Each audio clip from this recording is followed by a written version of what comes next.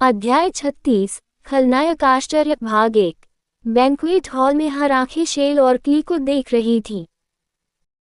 यह अफवाह के लिए रहा होगा कि हर कोई शुरू से ही जानता था कि शेल का व्यक्तित्व अच्छा नहीं था। वैसे हाल ही में एक और अफवाह भी घूम रही है। यह अफवाह थी कि शेल को मेरे साथ प्यार हो गया था।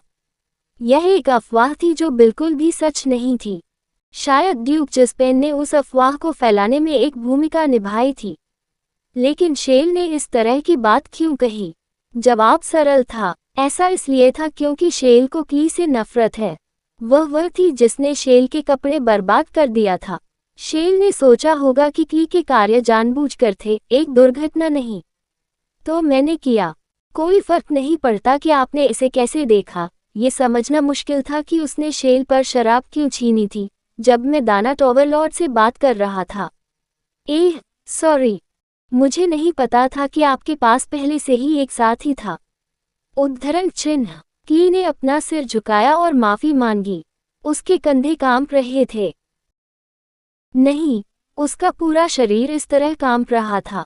यह एक दयनीय व्यक्ति था जिसने सभी को सहानुभूति महसूस की। कोई फर्क नहीं पड़ता कि क्ली वास्तव में उसके दिल में क्या था। एक बार जब उसने अपना सिर झुकाया तो प्रतिद्वंद्वी पराजित होने के लिए बाध्य था।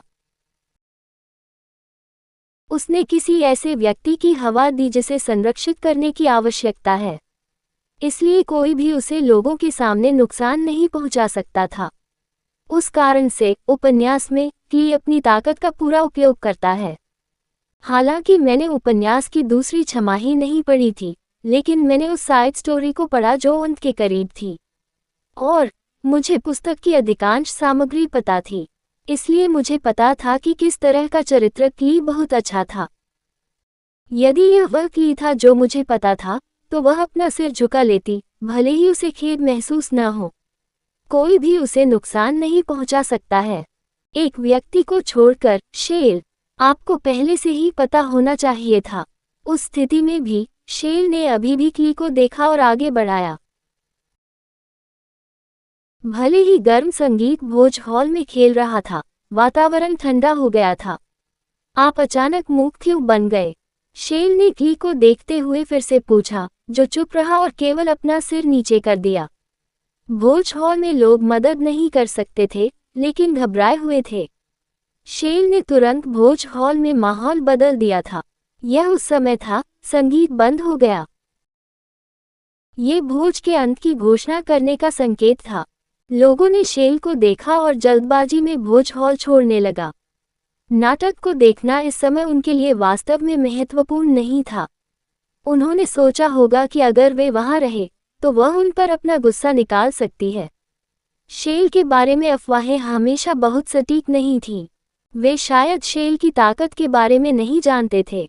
उन्होंने शेल को महान कौशल के दाना के रूप में गलत समझा होगा। ये केवल स्वाभाविक था, ये देखते हुए कि वह इस्बेल परिवार से थी। इसके अलावा शेल ने अपने जादू को भोज में दाना टॉवर के स्तंभों में भी संक्रमित किया। चूंकि उसने अशुभ ऊर्जा के स्तंभ को पूरी तरह से साफ कर दिया था, इसलिए गलतफहमी अपरिहार्य थी। एक बार जब कुछ त्वरित लोग बाहर निकल गए तो अन्य लोग भी आगे बढ़ने लगे।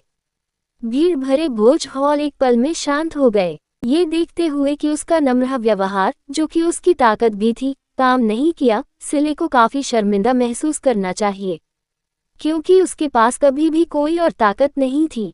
कम से कम यह उपन्यास में ऐसा ही था। लेकिन उपन्यास में यह क्या था? इसके विपरीत क्ली ने कलम देखा।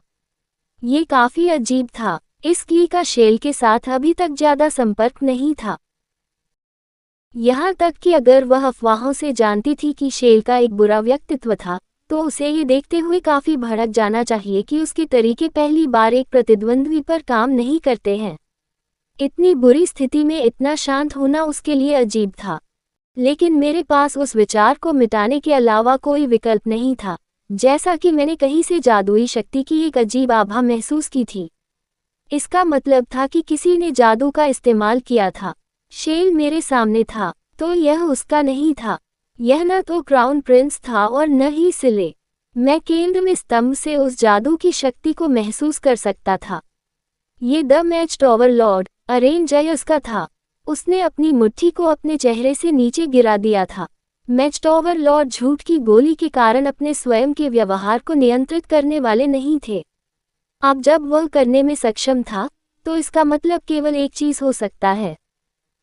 मैज्ड ओवरलॉर्ड अरेन जेजर्स आखिरकार डॉक्टर जी के प्रभावों से बच गए थे। अरेन ने 20 गोलियां ली थीं। प्रत्येक गोली की अवधि को ध्यान में रखते हुए प्रभाव केवल एक दिन में खराब नहीं हो सकता है।